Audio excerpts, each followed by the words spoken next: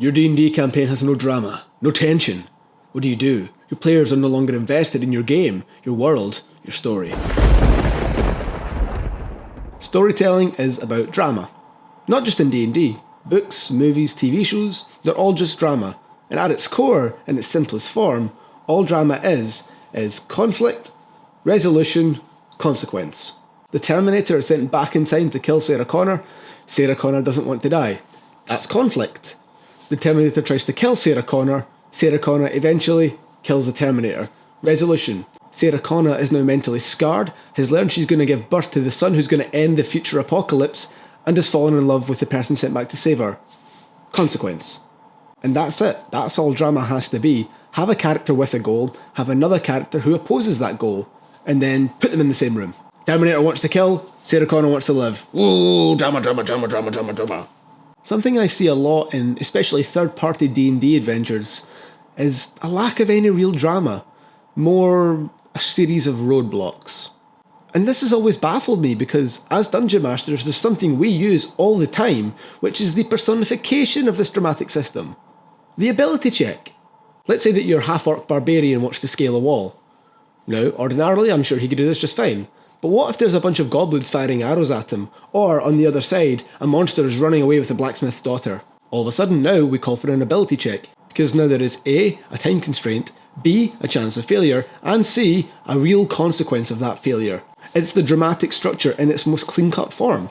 Right, you recognise this. How many times have your players been in a tight spot and are relying on that one ability check to save the day?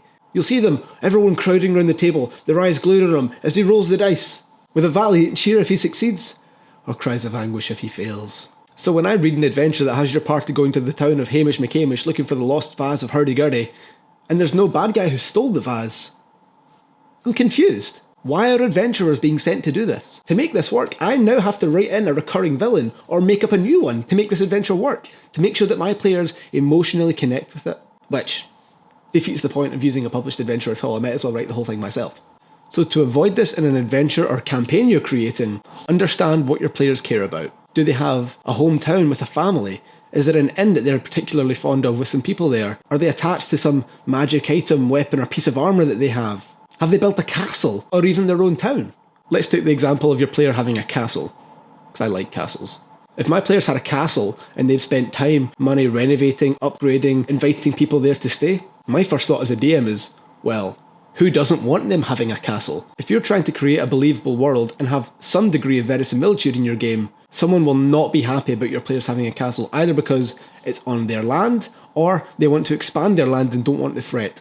You've already got a villain. Now it's just up to you to flesh out some details of that villain. Doesn't need to be much. I really enjoy rolling on the Xanathar Guide to Everything tables for player backgrounds and using that as villain motivation. It's fun. Now you've got a villain with a clear purpose and some backstory if the players want to know or have a chance to find out, and you have the villain's goal.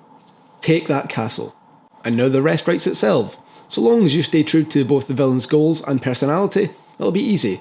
Do they send their army straight to the gates demanding a fight in open battle? Do they perhaps send an envoy or lieutenant ahead, requesting that the players cede the land, swear fealty, and become vassals? Perhaps he says spies, saboteurs and assassins in ahead of time to try and weaken the defences.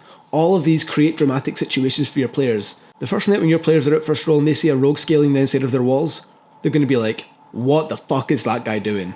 And then once it's all over, have some consequences.